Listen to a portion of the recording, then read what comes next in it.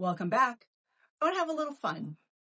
Think back to 20 years ago, the early aughts. Then at that time, the public at large was not used to house swaps or renting another person's home for a holiday. That is what hotels and resorts are for, right? But that all changed with the help of this week's episode, 2006's The Holiday. Now, this movie wasn't just a charming Christmas rom-com with Kate Winslet and Cameron Diaz at the helm. No. It was one of the first films to introduce millions of people to the then unusual concept of house swapping and house rentals. In The Holiday, two women on opposite sides of the world, Amanda in Los Angeles and Iris in Surrey, decide to swap houses for 2 weeks using an online home exchange website. And in 2006, this idea felt quirky, almost whimsical. Let a stranger live in your house, sleep in your bed, use your kitchen. That felt like something you'd only see in a horror movie. What The Holiday inadvertently did was normalize the idea of treating homes as shareable assets, not private fortresses. It showed audiences that travel could be more personal, flexible, and unconventional, especially when you have been emotionally burned by skunk men. Back then, home swapping really did not exist, but it did cater to a small niche of people through various websites. At the time, there were no apps, no instant bookings, no review systems, and no billion-dollar startups. Swaps were based on trust, long emails, and hoping the person on the other end wasn't secretly an axe murderer. And The Holiday made the whole thing feel glamorous and safe. I mean, it's two women sharing their home, and suddenly the idea of living in someone else's charming cottage or a luxury home didn't seem scary. It seemed magical. And what's wild is Airbnb launched just 2 years later in 2008. Vrbo had existed since the 1990s. It was one of those niche websites that catered to very specific travelers, but it didn't explode into mainstream travel culture until the 2010s. And what do these platforms rely on? Well, 1, letting strangers stay in your home. 2, personalized travel. 3, living like a local. 4, trust-based reviews.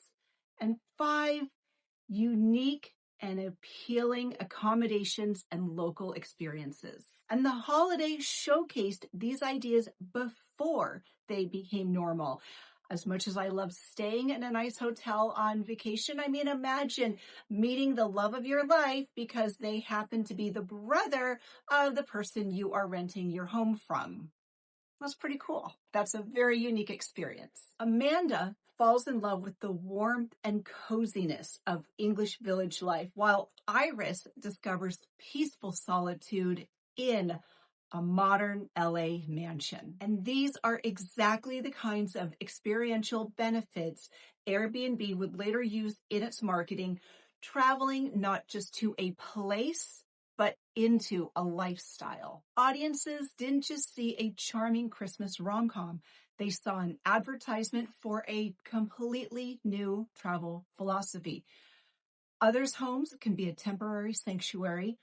Travel can be immersive instead of hotel-bound, and your everyday life can be swapped for someone else's life, if but just for a fortnight. And this cultural mind shift was essential for Airbnb's success.